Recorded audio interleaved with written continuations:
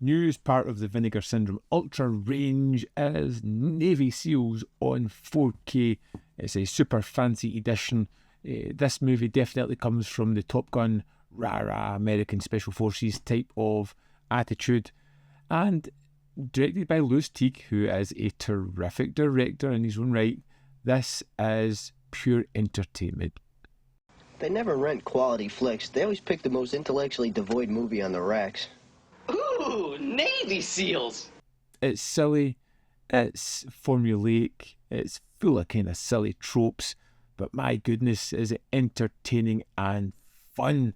We get a group of Navy SEALs trying to live their best life. This is Charlie Sheen, Michael Biehn, we get Dennis Haysbert, and a bunch of other faces who may make it to the end, might not make it to the end of this one. I'm sorry, guys, but I cannot be a part of this funeral procession. See you later! When they're in an operation, they discover a bunch of Stinger missiles. Fortunately, they don't have the time to deal with this, and they spend the rest of the film looking to blow them up and stop a terrorist plot. Of course, we get into all the shenanigans of their lives, and these characters are one-dimensional. We've got one guy that's a bit of a loose cannon. We've got one guy who's dedicated to the SEALs, who's all about the mission and steadfast. And we've got one family guy, a guy who's just about to get married, about to settle down. Everything's going to be hunky-dory and rosy in his life. I hope nothing bad happens to him throughout this film. I want this. I love you, and I want to marry you. But you know who I am.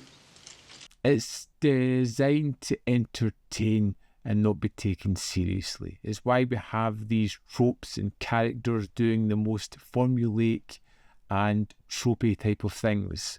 But it doesn't matter, because there is a certain level of charisma within the characters, within the dynamic of the group, within the action set pieces, which are really well filmed, exciting and bloody. Within the downtime, there is one key moment in this film where the guys go golfing and they're just wrecking the place, drinking, driving the cars at ridiculous speed, just causing all kinds of carnage. But it's fun, it's engaging, it's endearing seeing this group of characters bond like this before they go on these deadly missions. They work hard.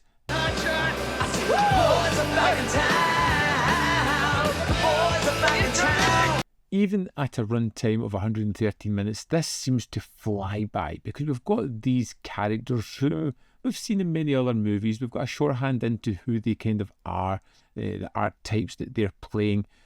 We can understand the moral quandaries they may have throughout the film, even though they never grow or change throughout it. You know, you have that main character of Charlie Sheen, who is that hothead who's quick to anger, quick to action, whose actions have consequences. And you kind of know he's going to go on a journey of make some mistakes, have some soul searching, become a better person. But no, not in Navy SEALs. This character will end up exactly as he begins the film, a hothead who takes unnecessary risks and puts the rest of his group in danger. God damn it, Hawkins!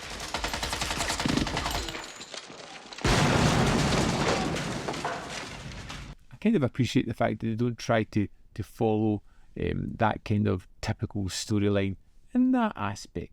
The action set pieces are all pretty terrific. This is where the movie really shines. They are filmed exceptionally well. They are kind of varied. They offer, in the heat of the moment, action set pieces that are thrilling, exhilarating, and full of carnage. And of course, because we like the group of people we are with, we are fully embedded on this journey. There is a kind of forced love story kind of pushed into the middle of this one, of which I just couldn't care less about. I have zero interest in it. This is Joanne Whalley-Kilmer's character. She is unnecessary to the larger scheme of things, and she's just there because, hey, need to have a love story.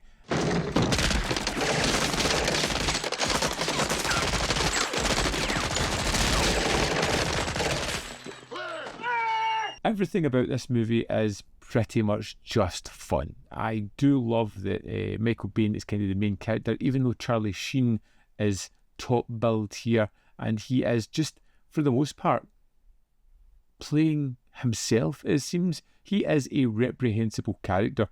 There's one moment where his friend, his comrade, someone he works with, who trusts his life with, is on a date with someone, and he deliberately gets his friend called back to the base so that he can swoop in and steal this girl, just cause.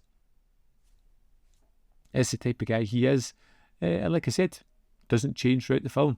Navy SEALs is terrific action, very familiar characters, some really fun interplay between these characters. The action set pieces are terrific. It is an entertaining yet silly film, one that I'm really glad to have on this stunning 4K, this great set, and one that I will definitely be watching again. Something I remember being everywhere when it came out in the early 90s, and I'm looking forward to kind of sitting down and showing this to some friends who may never have experienced the utter joy that is Navy SEALs. I would love to know your thoughts on the film, so let me know in the comment box below whether you love it, hate it, or fall somewhere in the middle.